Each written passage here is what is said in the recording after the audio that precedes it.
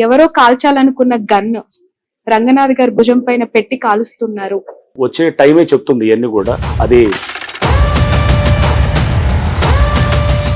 పక్కాగా పట్టాలని తీసుకుని నేను అక్కడ కన్స్ట్రక్షన్ చేశానని చెప్పి నాగార్జున చెప్తున్నారు. మోరో స్టే కూడా రాలేదని మీరు అన్నారు. సో నేను స్ట్రక్చర్స్ పట్టా ఉండొచ్చేమో కానీ సో 15 ఏళ్ళ నుంచి ఎందుకు పర్మిషన్ రాలేదు, బీఆర్ఎస్ లో ఎందుకు కాలేదు? సార్, జన్వాడ ఫార్మ్ హౌసెస్ కి సంబంధించి చాలా పెద్ద ఎత్తున చర్చ జరుగుతోంది. What is your stand on that? Janwada farm house అనే దాని గురించి చూస్తే కనుక అది ప్రతిపక్ష పార్టీలకు సంబంధించిన నేతలవే ఎక్కువగా టార్గెట్ అయినట్టు కనిపిస్తుంది. దాంట్లో బీజేపీ వాళ్ళు కూడా ఉన్నారు. జీవో తీసుకొని వచ్చేస్తున్నారు, అక్కడ నోటీస్ వచ్చేసింది, కట్టేశారని చెప్పి కూల్ చేస్తున్నారు. అథెంటికేషన్ ఏంటి అసలు? కోర్టు కూడా ఒకవేళ మిమ్మల్ని ప్రశ్నిస్తే మీ సమాధానం ఎలా ఉండొచ్చు? హైడ్రా అనేది ఒక నమస్తే, welcome to Cube TV network. This is యా షామ్ని, జర్నలిస్ట్. ప్రస్తుతం హైదరాబాద్ లో ఏం కొనసాగుతుంది అంటే హైడ్రా అన్స్టాపబుల్ కొనసాగుతోంది. 100 స్పీడ్ తో దూసుకెళ్తోంది ఆ వింగ్. అసలు ఈ రోజు వార్త ఏముంది అని వెతుక్కోవడం కంటే ఈ రోజు హైడ్రా ఎటువైపు వెళ్తుంది అనే క్యూరియస్ అందరిలో కనిపిస్తోంది. దట్టు హైదరాబాద్ లో ఉన్న ప్రజలకి మాత్రం. ప్రస్తుతం నాతో పాటు ఉన్నారు ఏవి రంగనాథ్ గారు. ఆయన ఎక్కడున్నా సంచలనమే, ఏం చేసినా సంచలనమే. రంగనాథ్ గారితో మాట్లాడదాం. సార్ నమస్తే, thank you so much for your valuable time. చూస్తున్నాను ఆఫ్టర్నూన్ నుంచి యూఆర్ సో బిజీ. హైడ్రా ముందు, హైడ్రా తర్వాత అనే దానికంటే ప్రస్తుతం హైడ్రా ఏర్పాటు చేసిన తర్వాత వస్తూ ఉన్న రెస్పాన్స్, కలుస్తూ ఉన్న వాళ్ళు దేనికోసం ఎక్కువగా కలుస్తూ ఉన్నారు? ఆపమని కలుస్తున్నారా? ఎందుకు కూల్చేస్తున్నారో అని అడుగుతున్నారా? మమ్మల్ని కూల్చొద్దు, మావి పడగొట్టొద్దు అంటున్నారా?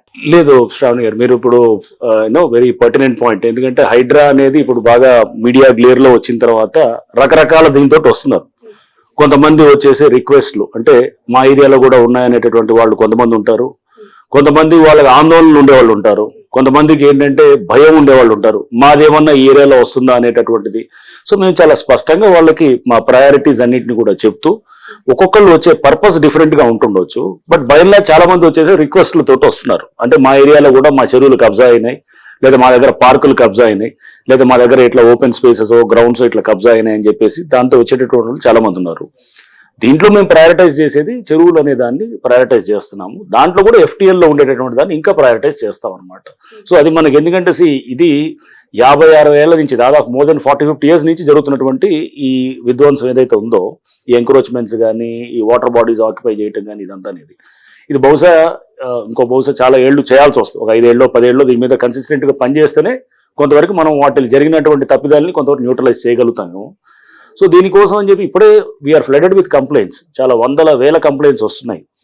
సో అన్నిటినీ హ్యాండిల్ చేస్తామని నేను అన్ను కానీ, బట్ డెఫినెట్గా కొన్ని ప్రయారిటైజ్ చేసుకుంటాం. దాంట్లో ప్రయారిటైజ్ చేసే దాంట్లో కూడా ఈ విధంగా మనకి FTL ఉండేటటువంటి దాంట్లో, చెరువుల్లో FTL దాంట్లో కూడా మళ్ళీ ఏంటంటే ఎప్పుడో వచ్చిన బస్తీల్లో లేదా ఎప్పుడో కట్టినటువంటి ఫ్లాట్స్ను వాటిల్ని కూడా మేము ప్రయారిటైజ్ చేయం. సో వచ్చే రిక్వెస్ట్లు ఏంటంటే వాళ్ళు భయపడుతుంటారు. కొంతమంది ఫ్లాట్స్ వస్తున్నారు, సార్ మాది ఉంది, FTL లో ఉంది అంటున్నారు, మాది ఏమన్నా ఇది ఉంటుందా అనేది. లేదా కొంతమంది రెసిడెన్స్ వస్తారు, బస్తీలు ఉంటాయి, లేదా సార్ మాది ఈ షాప్ నాలా మీద ఉందని అంటున్నారు. ఇట్లా ఎవరి భయాలు వాళ్ళే ఉంటున్నాయి. సో వీఆర్ ఆ నివృత్తి చేయటము, వాళ్ళకి చెప్పటము. ఒకవేళ కనుక అది ఉందంటే కనుక, అసలు ఈ మధ్య చూశాను సౌత్ జోన్ నుంచి ఒక 60 మంది వచ్చారు. అంతా కూడా అక్కడి నుంచి వస్తే వాళ్ళందరూ కూడా ఏదో అపార్ట్మెంట్స్ కొనుక్కోవాలనే దానికోసం మేము పవర్ పాయింట్ ప్రెజెంటేషన్ చూపించాం అనమాట. ఎక్కడ FTL ఉంది, ఎక్కడ బఫర్ ఉంది, వాళ్ళ చెరువు ఆ ఏరియాలో ఉన్నటువంటి దాంట్లో అంటే వాళ్ళంతా కూడా వచ్చి చూసి వెళ్ళారు అనమాట. సార్, ఎగ్జాక్ట్లీ ఇప్పుడు మీ దగ్గరకు 60 మంది వస్తే మీరు ఎక్స్ప్లెయిన్ చేశారు. అదే రాష్ట్రం మొత్తం లేదంటే హైదరాబాద్ వాసులకి ముందుగానే అలాంటి ప్రెజెంటేషన్ ఒకటి హైడ్రా రిలీజ్ చేస్తుంటే బాగుండేదేమో అనే అభిప్రాయం చాలా మంది నుంచి వ్యక్తమవుతుంది. ఆ ప్రయత్నం ఎందుకు చేయలేదు?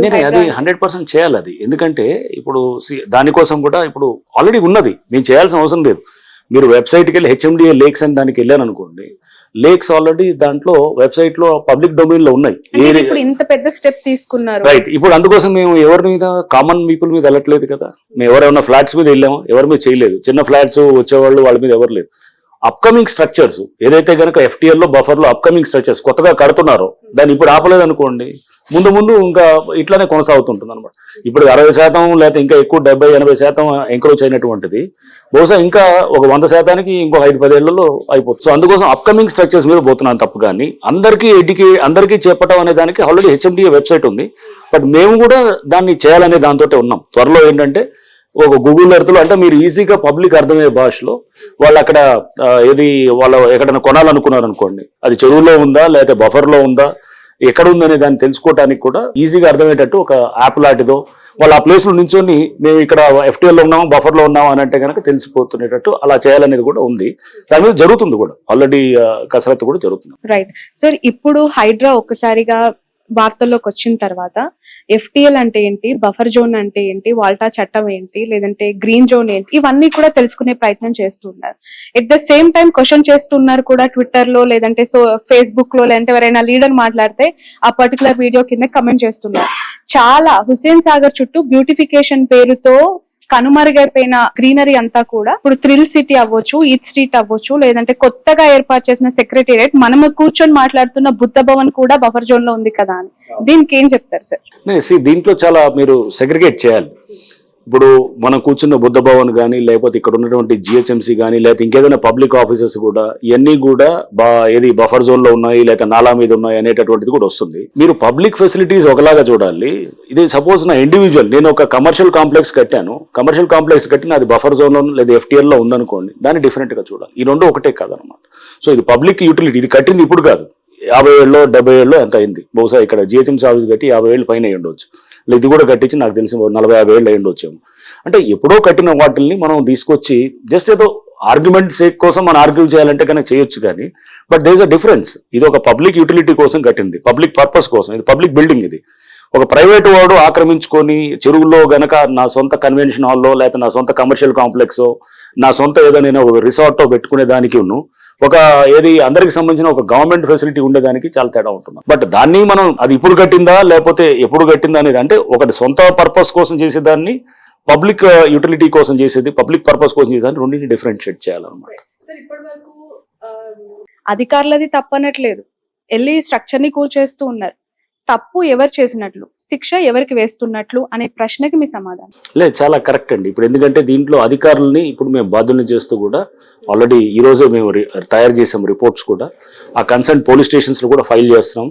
ఫైల్ చేసి అధికారులను కూడా ప్రాసిక్యూట్ చేయడానికి చేస్తున్నాం. రేపు హైడ్రా పోలీస్ స్టేషన్ వచ్చిన తర్వాత మేమే ఆటోమేటిక్ గా ప్రాసిక్యూట్ చేస్తాం.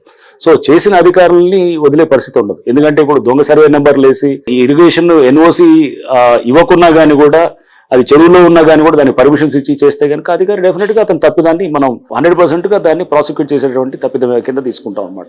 సో మనము అది ఆఫీసర్స్ లేకపోతే సంబంధించిన కన్సర్న్ ఎవరైతే గనక ఇట్లా ఆథరైజ్ చేశారో వాళ్ళని 100% అది చేస్తాము.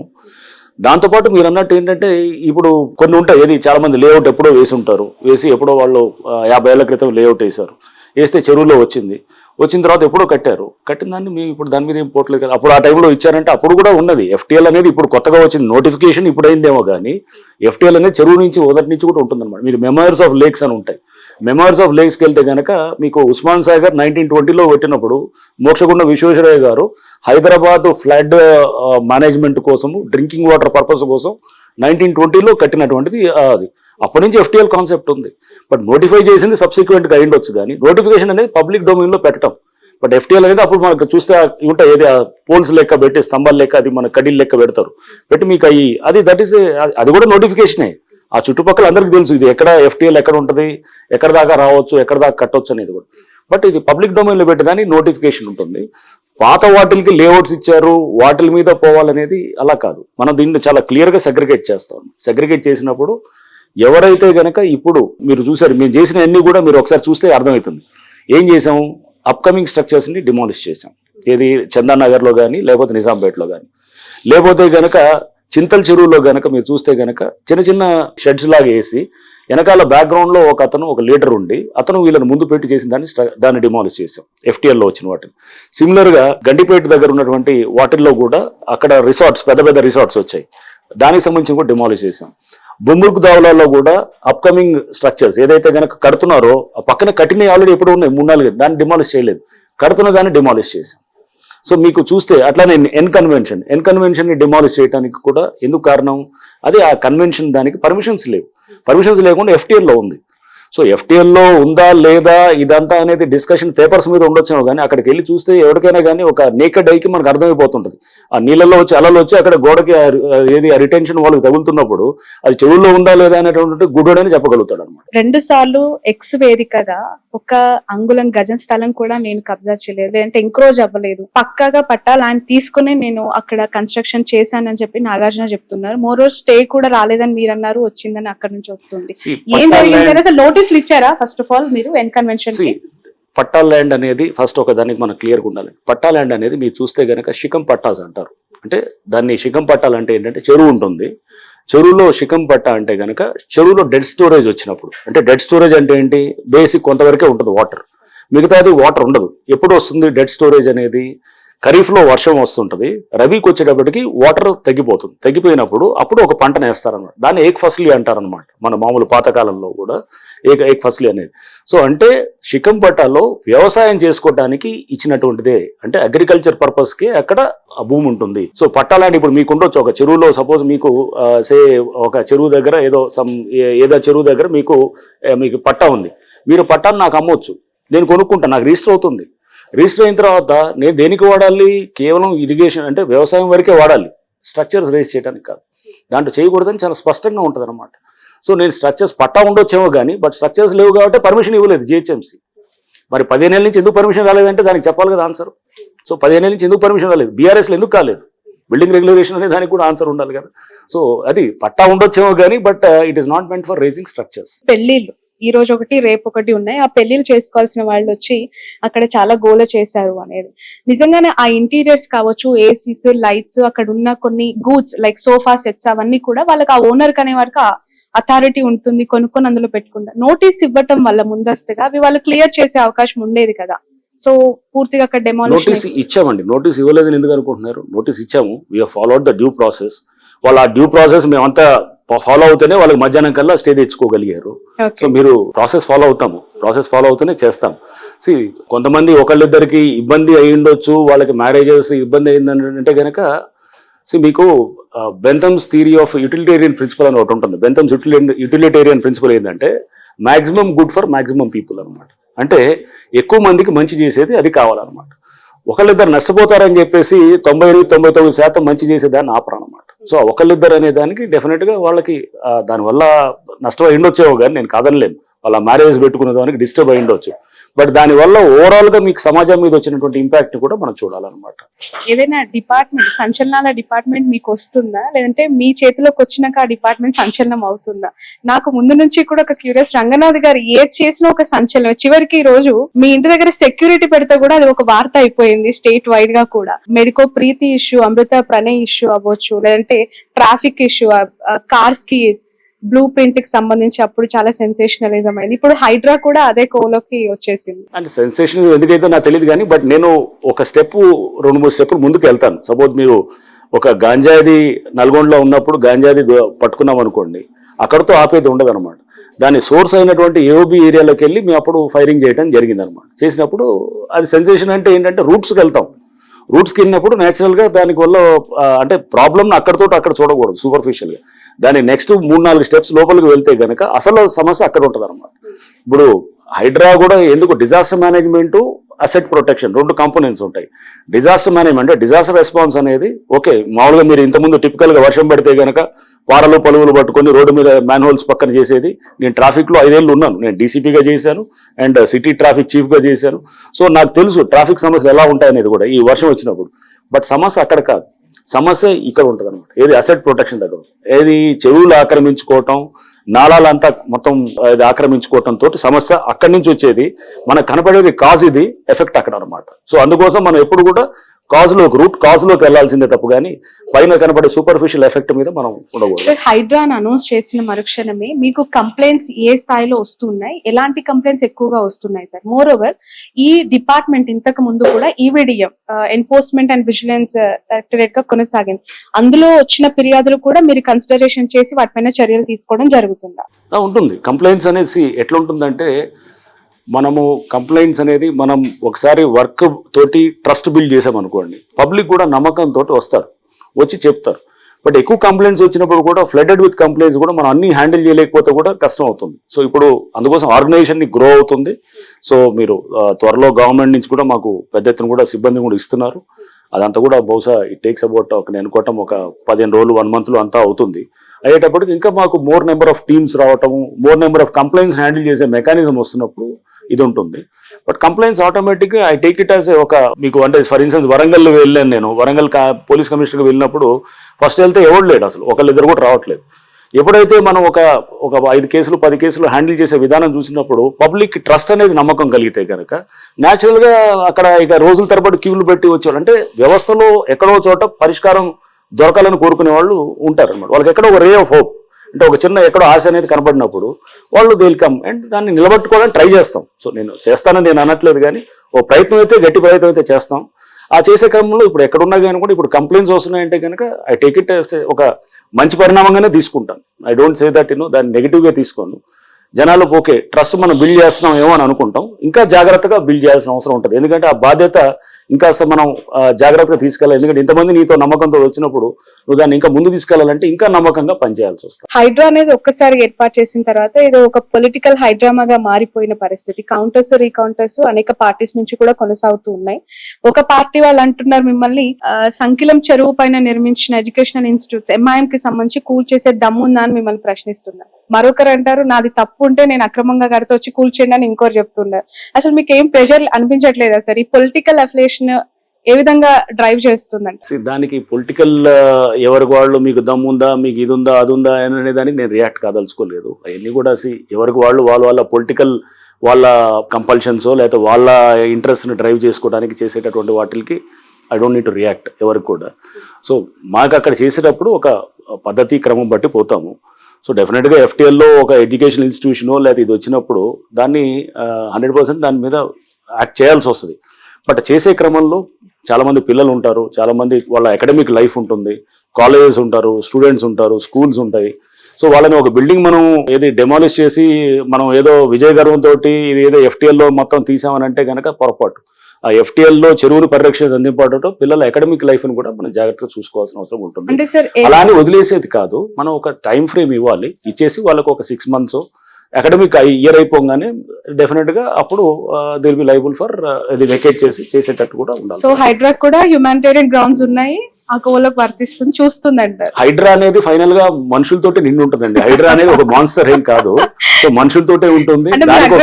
చూసిన తర్వాత పేదవాళ్ళని ఎందుకు target చేయమంటున్నాము?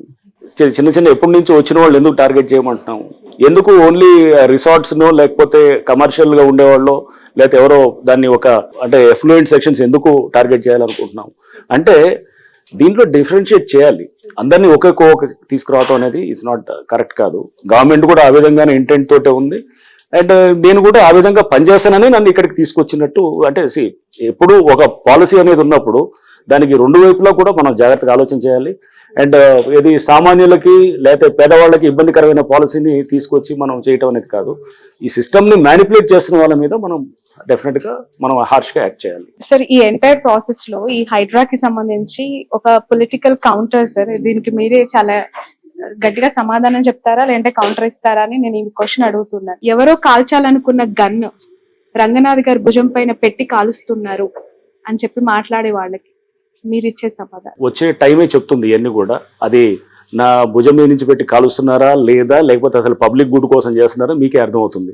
So time only will tell, మీరే చూస్తారు కదా. సార్ నాలాల పునర్వ్యవస్థీకరణ అవ్వచ్చు, చెరువుల పరిరక్షణ అవ్వచ్చు, బఫర్ జోన్ కి సంబంధించి తిరిగి మన ప్రకృతిని మనం కాపాడుకోవాలి అనే నినాదం బాగుంది. కానీ ఆల్రెడీ ఒక చరిత్రలో కనుమరుగైపోయిన చెరువులకి తిరిగి పునర్వైభవం వస్తుందా హైడ్రా ద్వారా అంటే? ఎందుకంటే అసలు అక్కడ చెరువు ఉందా నాలా ఉందా తెలుసుకోలేని అనేక స్ట్రక్చర్స్ ప్రస్తుతం హైదరాబాద్ లో కనిపిస్తూ ఉన్నాయి. అది ఖచ్చితంగా సాధ్యం అంటారా? అంటే మీరు ఎక్స్ట్రీమ్స్కి వెళ్ళొద్దు.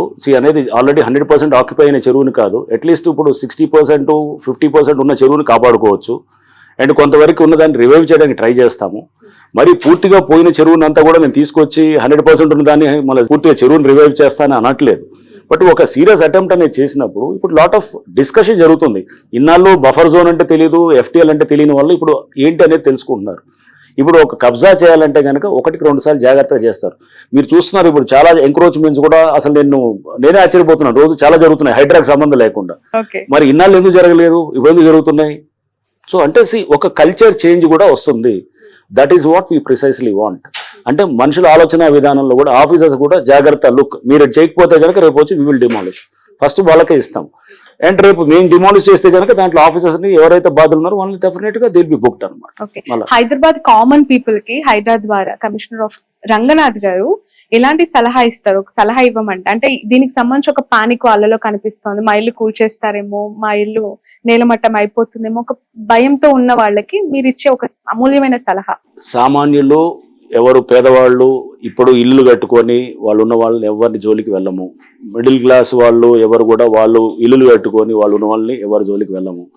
ఎక్కడైతే కనుక ఎఫ్టిఎల్ చుట్టూ ఉన్నటువంటి దాంట్లో లగ్జరీ హోమ్స్ అంటే లైక్ సపోజ్ సంబడి ఏదో రిసార్ట్స్ ఏదో ఉన్నది అట్లాంటి వాళ్ళ దగ్గరికి అది చేస్తాము. అండ్ అది కూడా ఏంటి వాటర్ బాడీస్ వరకే మెయిన్. ఇప్పుడు డ్రింకింగ్ వాటర్ బాడీస్ మనకి లైక్ హుస్సేన్ సాగర్, మన హిమాయత్ సాగర్ అండ్ గండిపేట ఉంది, దాన్ని దగ్గర చేస్తాం. వేరే లేక్స్ దగ్గర కూడా అలానే విల్లాస్ వాళ్ళని టార్గెట్ చేస్తామని అందరినీ అనట్లేదు. దాంట్లో ఇప్పుడు కన్స్ట్రక్షన్ చేస్తున్నాయి, సపోజ్ కొంతమంది కన్స్ట్రక్ట్ చేస్తున్నారు, వాళ్ళని కూడా ఖచ్చితంగా చేస్తాం. ఎవరో నేను విల్లా కొనుక్కుంటున్నాను, చెరువు దగ్గర కొన్నాను, ఆల్రెడీ కొన్నాను, నేను విల్లాలో ఉన్నాను, అరే జస్ట్ బికాజ్ నేను విల్లా ఇది కొంచెం ఇది మంచి నేను కాస్త హైయర్ లెవెల్లో ఉన్నాను కాబట్టి నాది కూలగొడతారంటే అలా కూడా ఉండదు. సో దాంట్లో మనం వెళ్ళేటప్పుడు మీకు ఈ ఫార్ములేట్ చేసినప్పుడు ఏది మేము వెళ్తామంటే ఫస్ట్ ఇదండి. అంటే బేసికల్గా ఒక కమర్షియల్స్ లేకపోతే వాళ్ళ అంటే అతని ఉండడానికి కాకుండా అతను ప్లెజర్ కోసం వాడేదాన్ని ముందు టార్గెట్ చేస్తాను, లేదా అతని కంఫర్ట్ కోసం కమర్షియల్ ఇప్పుడు ఒక ఏది కన్వెన్షన్ హాల్, లేదా అతను ఒక కమర్షియల్ కాంప్లెక్స్, లేదా ఒక రిసార్టో, లేదా ఒక సమ్ గేమింగ్ విలేజో, ఇట్లాంటి వాటిలన్నింటినీ కూడా డెఫినెట్ గా it comes with in the purview of, అంటే ఫస్ట్ ఫోకస్ చేసి నెక్స్ట్ స్టెప్ బై స్టెప్ తీసుకెళ్తూ అండ్ నాలాస్ లో కూడా నాలాస్ పక్కన బఫర్లు ఉంటాయి, బఫర్లు దాని మీద కన్నా ముందు నాలాని బ్లాక్ చేసేది, నాలాని రివైవ్ చేయాలన్నమాట, మూసేసిన నాలాన్ని తెరిపించాలి. అది తెరిపించాలన్నప్పుడు దాంట్లో అన్నింటినీ మనం చేస్తే కనుక మొత్తం మనం ఒకేసారి అన్ని ఫ్రంట్స్ ఓపెన్ చేయకూడదు. సో మెల్లిగా స్టెప్ బై స్టెప్ వెళ్ళి దాన్ని గ్రాడ్యువల్గా ఆ ప్రాబ్లమ్ని లీస్ట్ పబ్లిక్ రెసిస్టెన్స్ తోటి మాక్సిమం పబ్లిక్ గుడ్ చేయగలిగితే కనుక then that is what we wanted. Right. So Janwada farm houses కి సంబంధించి చాలా పెద్ద ఎత్తున చర్చ జరుగుతోంది. What is your stand on that? ఏం గుర్తించారు, అక్కడ ఏం జరిగింది అనుకుంటున్నారు? జన్వాడ ఫార్మ్ హౌస్ అనే దాని గురించి చూస్తే కనుక అది మోర్ ఆఫ్ 111 జీవోలో ఉన్నటువంటి ఇదిగా మేము చూస్తున్నాము. సో 111 జీవో అనేది మా స్కోప్ లో లేదు. నెంబర్ 1, మీరు ఎంటర్ అవ్వరా అక్కడికి? 111 జీవోలో మేము ఎంటర్ అవ్వము, మేము రాము. 111 జీవోలో అంటే చాలా ఉన్నాయి, హండ్రెడ్స్ ఆఫ్ వేల స్ట్రక్చర్స్ ఉన్నాయి. ఇది ఒకటే ప్రత్యేకంగా ఎందుకు వెళ్తాం? నాలా ఉంది అనుకోండి, ఫర్ ఎగ్జాంపుల్ నాలా నియర్ టు ద లేక్ అని చెప్పి కూడా ఎఫ్టిఎల్ బఫర్ లో ఖచ్చితంగా చేసేవాళ్ళు, అది లేదు, అది 111 జీవోలో ఉంది. బట్ రేపు అక్కడ 111 జీవోలో చాలా స్ట్రక్చర్స్ రిమూవ్ చేస్తున్నప్పుడు దాంట్లో జన్వాడ ఫార్మ్ హౌస్ ఉంది, హైడ్రాన్ హెల్ప్ అడిగితే ఖచ్చితంగా చేస్తాం. సపోజ్ అక్కడ 100 స్ట్రక్చర్స్ తీస్తున్నాం, మొత్తం ఏరియాలు అంతా కూడా తీస్తున్నప్పుడు దాంట్లో దిస్ ఈజ్ ఆల్సో వన్ అంటే నేను హెల్ప్ చేస్తాం, డెఫినెట్ చేస్తాం. బట్ ఇండివిజువల్గా ఒకళ్ళని మనం పొలిటికల్గా చేసేది అట్లా ఆలోచన హైడ్రా చేయదు. అండ్ ఆ విధంగా దాన్ని మీరు అంటున్నారు కదా ఇందాక ఏదో భుజం మీద పెట్టి కాల్చేదానికి హైడ్రా అనే దానికి అది ఆ ఇన్స్టిట్యూషన్ కానే కాదు. ఓకే, ఎక్కువగా వినిపిస్తుంది లైక్ పల్లా రాజేశ్వర్ గారు, మల్లారెడ్డి గారి కాలేజెస్ కి సంబంధించి కావచ్చు, లేదంటే ఇతర ప్రతిపక్ష పార్టీలకు సంబంధించిన నేతలవే ఎక్కువగా టార్గెట్ అయినట్టు కనిపిస్తుంది. హైడ్రా నిష్పక్షపాతంగా పనిచేయట్లేదు అనే ఆరోపణ. మీకు ఇన్నాళ్ళు నేను రిలీజ్ చేశాము ఎవరెవరు డిమాలిష్ చేశాం అనేది. దాంట్లో టీఆర్ఎస్ వాళ్ళు ఎంతమంది ఉన్నారు చూస్తే ఒకళ్ళు ఉండొచ్చు, బహుశా భాస్కర్ రావు గారితో ఎవరిదో ఉన్నట్టుంది. ఆయన కూడా is not a core politician కాదు. సో టీఆర్ఎస్ వాళ్ళు ఎవరు లేరు, అంటే మీరు అన్నట్టు బీఆర్ఎస్ వాళ్ళది చేశారనేది. సో అది ఫస్ట్ ఆఫ్ ఆల్ అప్రహెన్షన్, ఆరోపణలు, అది నేను అప్రహెన్షన్ రియాక్ట్ కాకూడదు. సో ఇది నెంబర్ 2 ఇస్ కొంతమంది ఎంఐఎం వాళ్ళది ఎస్ వి డిమాలిష్. అండ్ దాంట్లో బీజేపీ వాళ్ళు కూడా ఉన్నారు, కాంగ్రెస్ వాళ్ళు కూడా ఉన్నారు, కాంగ్రెస్ వాళ్ళే కూడా చేసినప్పుడు న్యాచురల్గా అన్ని పార్టీలు ఉన్నప్పుడు ఇక మరి ఈ ఆరోపణ ఎందుకు వస్తుంది? ఇది అన్ని పొలిటికల్గా ఎక్కడో అలిగేషన్ చేసేదానికి రేపు అందుకో ఎన్ని వర్క్ తోటి మనకు చూపించేటటువంటి ఉంటాయి. వెళ్ళే కొద్దీ మీరు నెక్స్ట్ 1 month 2 months 3 months మీరు చూసినప్పుడు దాంట్లో అప్పుడు ఎక్కువ టీఆర్ఎస్ వాళ్ళే డిమాలిష్ అయినాయా లేకపోతే ఎవరు డిమాలిష్ అయినాయి, అసలు పార్టీలకు సంబంధించిన డిమాలిష్ అవుతున్నారా, ఇవన్నీ కూడా నాకు అర్థం అవుతాయి. ఫైనల్ గా ఒక క్వశ్చన్ సార్, హైడ్రాక్ అసలు చట్టబద్ధత అనేది లేదు, కేబినెట్ లో అప్రూవల్ లేదు, దీనికి ఒక చట్టం అనేది కాదు, ఇది జస్ట్ ఒక జివో తీసుకొని వచ్చేస్తున్నారు, అక్కడ నోటీస్ వచ్చేసింది కట్టేశారని చెప్పి కూల్ చేస్తున్నారు. అథెంటికేషన్ ఏంటి అసలు? కోర్టు కూడా ఒకవేళ మిమ్మల్ని ప్రశ్నిస్తే మీ సమాధానం ఎలా ఉండొచ్చు? హైడ్రా అనేది ఒక జియో ద్వారా కాన్స్టిట్యూట్ అయింది. జియో అనేది ఒక గవర్నమెంట్ ఆర్డర్ ఉంటుంది. 99 జియో ఉంది, dated 19th of July last month తో వచ్చింది. సో ఇది జియో కాన్స్టిట్యూట్ చేయడానికి ఏంటి, ఆర్టికల్ 162 అని ఉంటుంది రాజ్యాంగంలో. ఆర్టికల్ 162 ఏం చెప్తుందంటే, the executive power of the state extends to all the subjects to which the legislative power of the state extends to అనమాట. అంటే చట్టాన్ని చేసేటటువంటి అధికారం ఎక్కడ దాకా ఉంటుందో ఆ అన్నిటికీ కూడా ఎగ్జిక్యూటివ్ పవర్, అంటే ఎగ్జిక్యూటివ్ ఏది ఇట్లా ఒక గవర్నమెంట్ ఆర్డర్ ద్వారా చేసేదానికి కూడా అవకాశం ఉంటుంది. అండ్ దీనికి గవర్నమెంట్ ఆర్డర్ ద్వారా, ఎగ్జిక్యూటివ్ రిజల్యూషన్ ద్వారా, అంటే ఎగ్జిక్యూటివ్ ఆర్డర్ ద్వారా చాలా సంస్థలు ఫ్లోట్ అయినాయి ఇంతకుముందు. ఇక్కడ మన దగ్గర చూస్తే విజిలెన్స్ ఎన్ఫోర్స్మెంట్ డిపార్ట్మెంట్ ఉండొచ్చు, ఏసీబీ ఉండొచ్చు, లేకపోతే కేంద్రంలో చూస్తే ప్లానింగ్ కమిషన్, ఒకప్పుడు మొత్తం ప్లానింగ్ కమిషన్ ఉండొచ్చు, లా కమిషన్ ఉండొచ్చు. ఇవన్నీ ఎన్నో కమిషన్స్ కూడా ఎగ్జిక్యూటివ్ ఆర్డర్ ద్వారా ఫామ్ అయినాయి అనమాట. సో అందుకోసము దీనికి ఓన్లీ చట్టం చేస్తేనే ఇది అనేది కాదు, బట్ డెఫినెట్ గా దీనికి కొన్ని ఎక్కడెక్కడైతే కొన్ని చిన్న చిన్న లూప్ హోల్స్ ఉన్నాయో దాన్ని కూడా చట్టబద్ధత తీసుకురావడానికి ఇండిపెండెంట్ బాడీ అంటారా సార్? ఇండిపెండెంట్ డిపార్ట్మెంట్, ఎవరు ఇండిపెండెంట్ డిపార్ట్మెంట్. దీని బడ్జెటింగ్ సెపరేట్ చేశారు. దీనికి గవర్నింగ్ కౌన్సిల్ కి చైర్మన్ ఇస్ సీఎం గారు ఉంటారు. దీని మినిస్టర్స్ కూడా దాంట్లో మెంబర్స్ ఉన్నారు. అండ్ దానికి కమిషనర్ గా నేను ఉన్నాను. సో ఇవన్నీ దీనికి ఒక జియో ద్వారా వచ్చింది అనేది చట్టం పరిధిలో రాదు అని అంటే పొరపాటు. అది GO is also legally valid ఇదనమాట, ఒక అంటే లీగల్ గా ఫార్ములేట్ అయినటువంటిది అనమాట.